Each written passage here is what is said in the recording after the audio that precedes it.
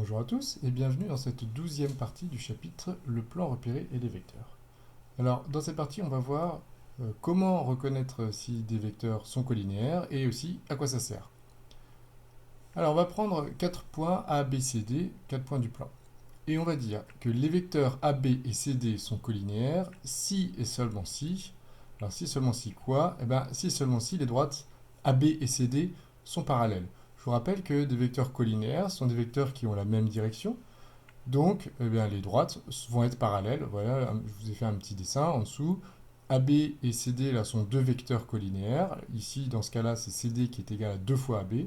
Mais à ce moment-là, les vecteurs sont collinéaires, les droites sont parallèles.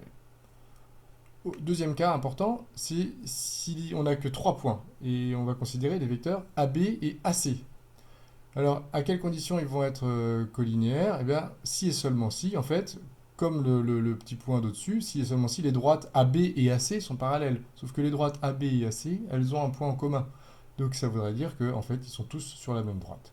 Les points A, B, C sont alignés. Voilà un petit dessin. Ici, vous voyez que AB et AC sont collinéaires et que les points A, B, C sont alignés. Donc, quand on vous demandera de démontrer que des points sont alignés, eh bien, il suffira de démontrer que les vecteurs sont collinéaires. Et même chose, quand on vous demandera de démontrer que des droites sont parallèles, il suffira de démontrer que les vecteurs sont collinéaires. Alors, justement, comment démontrer que des vecteurs sont collinéaires? Alors, c'est ce qu'on va voir maintenant. On va utiliser les coordonnées.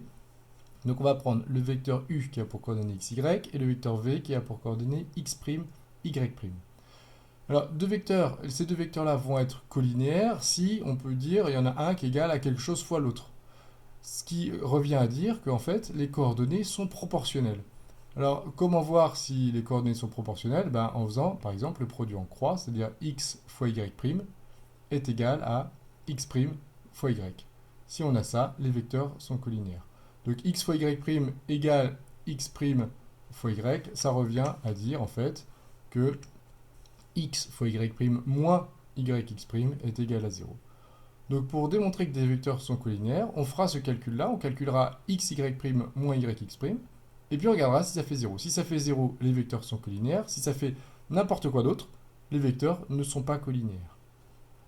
Alors une petite remarque au niveau de la présentation des calculs, ce calcul, ce x, y' moins yx', on l'appelle déterminant.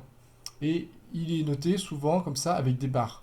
C'est-à-dire on met les coordonnées du vecteur u ici, dans la première colonne, et les coordonnées du vecteur v dans la deuxième colonne. Et lorsqu'on met les barres comme ça veut dire on est en train de calculer ça fois ça, x fois y' moins y fois x'. Voilà, c'est juste une notation qui est simple, qui n'est pas d'ailleurs spécifiquement au programme, mais comme je la trouve simple, je la présente en général souvent aux élèves de seconde. Donc voilà, ce déterminant, c'est xy' moins yx'. C'est juste une notation. Alors, allons-y pour un exemple. On a le vecteur u de coordonnées 3, moins 6, et le vecteur v de coordonnées moins 2, 4. Et on va regarder si ces vecteurs sont collinéaires. Donc on va calculer le déterminant. Donc on va mettre ici, dans la première colonne, les coordonnées du vecteur u, dans la deuxième colonne, les coordonnées du vecteur v, et les deux barres, qui ne sont pas des parenthèses, qui sont bien des barres, pour dire qu'on calcule le déterminant, c'est-à-dire on va calculer 3 fois 4, moins 6 fois moins 2, ou moins 2 fois moins 6. Voilà. Alors on fait ce calcul-là, on obtient 12 moins 12, c'est-à-dire 0. Donc les vecteurs sont collinéaires.